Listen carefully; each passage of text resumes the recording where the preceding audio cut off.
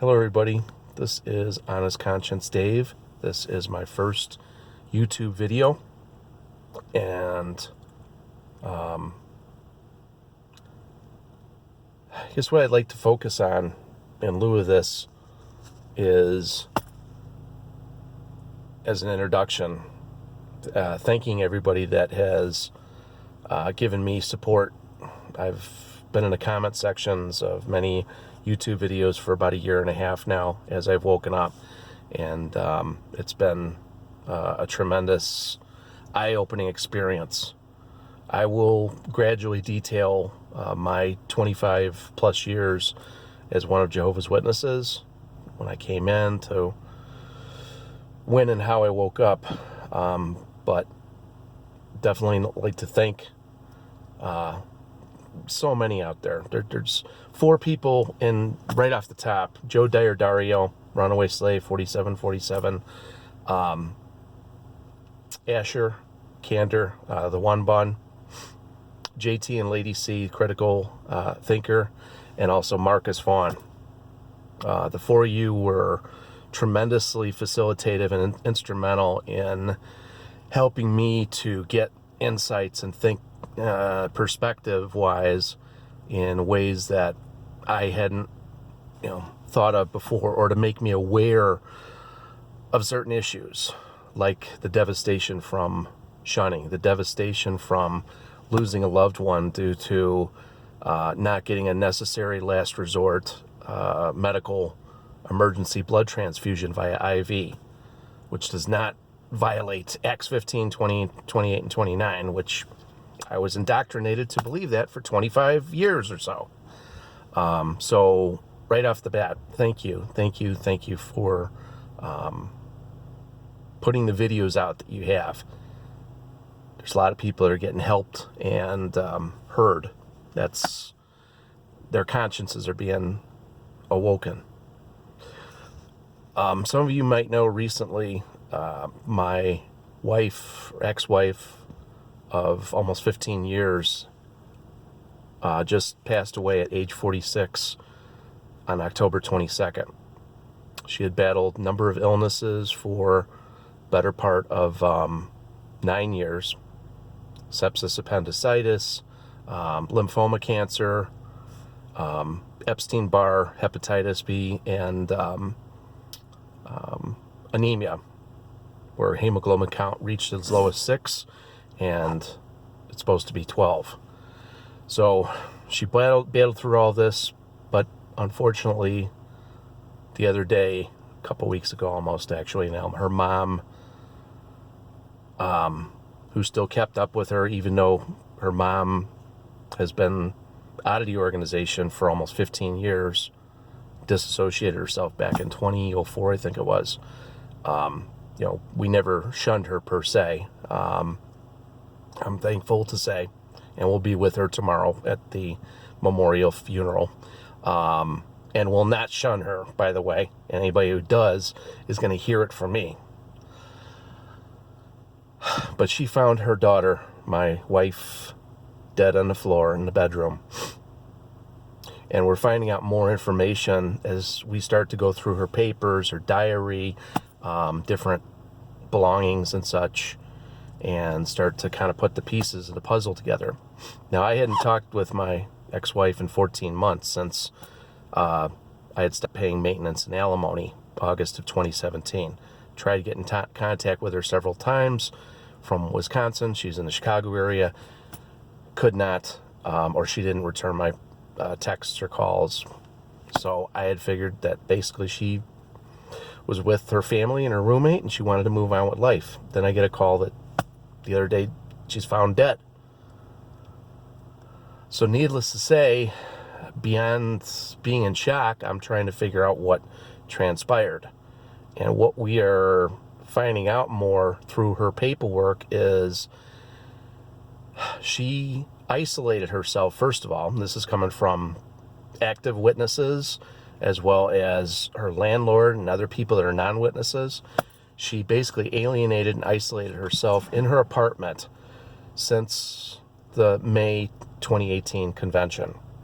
Cut herself off from society, basically, and started painting certain people in the diary notes that she had as, well, this person's demonized, this person should stay away from, this person I should sit on the other side of the Kingdom Hall if they happen to be at the meeting. All these different paranoid nuances. Okay? And she wasn't really like that beforehand. For the 14 and a half years I was married to her. We've been divorced since 2013. She's been in remission for some of the illnesses she has. And we don't know until the autopsy comes back exactly what they diagnose as cause of death. But she had a mindset of hoping and praying and begging for Armageddon to come. Basically as a bailout and as a fear-mongering mindset. It was embedded in her very deep. Even though she didn't do a lot of field service, she had that great tribulation fear of it's coming the day after tomorrow or later on this afternoon. And she was serious about it. And sometimes when people go through these illnesses or get in depression or situations like the Stewart family earlier this year, things kick in and take over with this perpetuating Armageddon type thinking. And it manifests itself even more so in a very high pressure, pigeonholing type of situation where there seemingly may not be hope. And I'm pissed off at the fear-mongering and the constant haranguing from Jehovah's Witness elders and the governing body, like guys like Tony Morris, that get up there and constantly tell people, oh, there's going to be a lot of dead bodies. A lot of dead bodies. In order to just berate fear across the audiences and influence people. Just like they do speaking negatively about education. Just like they do speaking negatively about board games or whatever the subject might be. The paranoia mindset. And that is my suspicion of what contributed to my ex-wife's isolationism and alienation for 5 months. It turns out she hadn't even paid her bills in 5 months. And this is a college-educated woman. She went and got her associates before I married her in the 90s, and I helped put her back through school for ultrasound in 03 and 04. And she was always responsible with bills and rent and mortgage and prioritization. And I understand when you have all these missiles coming at person, the illnesses that she had, that certainly obviously could be a contributing factor. But the indoctrination of this Armageddon in your face every day, the same crap that they did this year at the convention in 2018 with Kenny Rogers, aka Jesus Christ, coming out of the sky with a slingshot and a bow and arrow, whereas 2 years ago they're in a frickin' bunker. And there's 8 million plus people that are not using their heads to differentiate and distinguish and decipher and discern the dangers of this shit. It isn't funny. Carrot on the stick, dangle it, pull it away. Put the carrot on the stick, dangle it, pull it away. Keep fucking people in the ass, in their mind. Create, as Mike Rinder and Leah Remini said, the mind fuckery. That gets people believing, hoping, praying, and begging for Armageddon, Great Tribulation. I hope for it myself. It's part of what got me in the 90s. Heard that generation in 1914, not going to pass away until all these things occur. It was on page 4 of every single Awake issue we had from 1993 until November of 1995, when they had a landmark watchtower that changed it.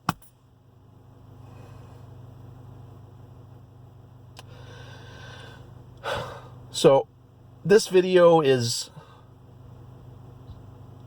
just the initiation of understanding, or the understanding I'm getting of some of the deeper mindsets and how it's affecting me and my family directly, or I should say my ex-wife's family, who actually now none of them are witnesses. I literally don't have any witness family in the organization. It's a very unique circumstance. I'll go more into my personal historicity, but this is in regards to my Princess Diana, who we might have fallen out of love, but I still loved her and cared for her. And if I find out that she died from some crazy thing because of relating to Armageddon,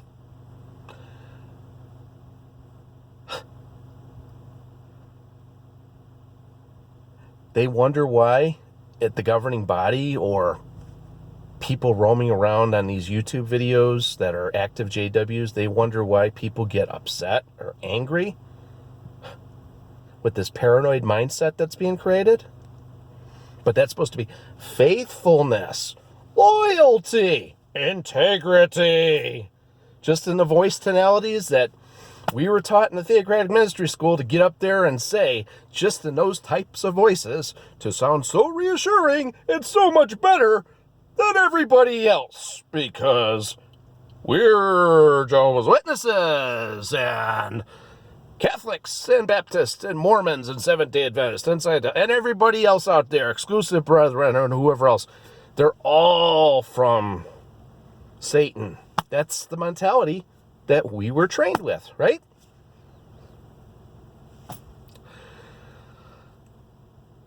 Hope you enjoyed this initial video, and I look forward to getting to know many more of you as time goes on.